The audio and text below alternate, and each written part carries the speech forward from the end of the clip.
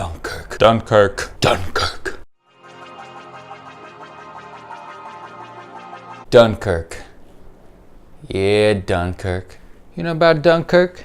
And you don't know about Dunkirk. So Dunkirk is a new World War II epic written and directed by Christopher Nolan. Everyone's been talking about it ever since those trailers dropped. So tense, so tight. Everybody was just on the edge of their seats like, what the fuck is gonna happen? So even though this movie's got a lot of stars, it's got Tom Hardy, Kenneth Branagh, James Darcy, Mark Rylance. This is a movie that doesn't bank off the movie stars. It's actually banking on the Christopher Nolan brand. So not a lot of people in the United States know about the evacuation of Dunkirk, but it's pretty big history of World War II. 400,000 soldiers, British and French, are left waiting for their evacuation, for their rendezvous to pick them up and take them home, but it just won't come on time while the enemy forces are pulling in and getting closer and closer. Local civilians took it upon themselves to come in any type of boat, yacht, anything possible to come and help their men and take them home where they need to be, nice and safe. So Christopher Nolan grapples this movie and gives you the perspective of war by air,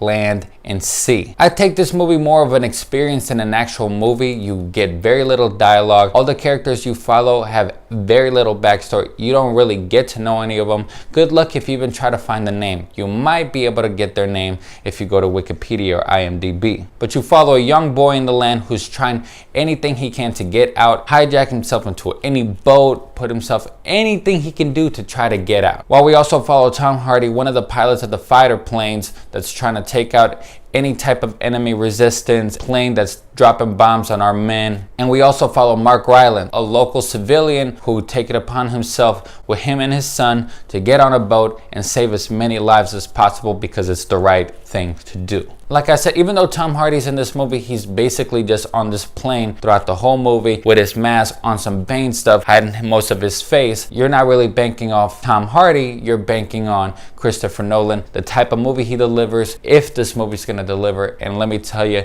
the experience delivers. This is a tense movie all the way through. Hans Zimmer does the music, and let me tell you, I believe that Hans Zimmer is going to get the Oscar this year. Amazing stuff with just the use of a sound of a stopwatch. If you're looking for something of a backstory, or you want to get to know the characters or have some emotional stakes, there's no soldiers that sit down and talk about like, you know, I have a wife back home. The movie really has none of that. Extremely little dialogue. It just keeps you at the moment in suspense on whether any of these people are gonna make it out alive. A lot of people may find this to be an emotional disconnect from the characters. Other than that, this movie is a technical achievement. Very little CGI is used here, and you can tell. Thousands of extras, real planes, real boats. He shot this movie in IMAX film, 65mm film. So if you guys can try to watch it in film, definitely do it, whether it's 70mm or IMAX 70mm. Of course, the bigger the screen, the better, so you can see the details.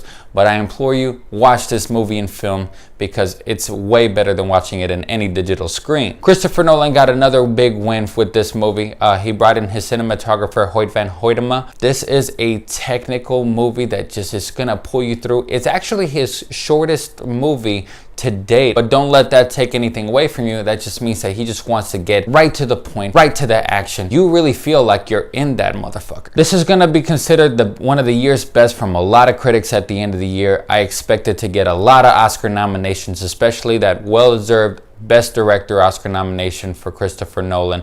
We'll see if he'll get that win. But for right now, I'm gonna give this movie a 4.5 out of 5 stars. Again, guys, thanks for watching. This is Ray from LiveWire. If you like what you see, click like at the bottom. For more extensive reviews, click on our SoundCloud link down below. And again, thanks for watching.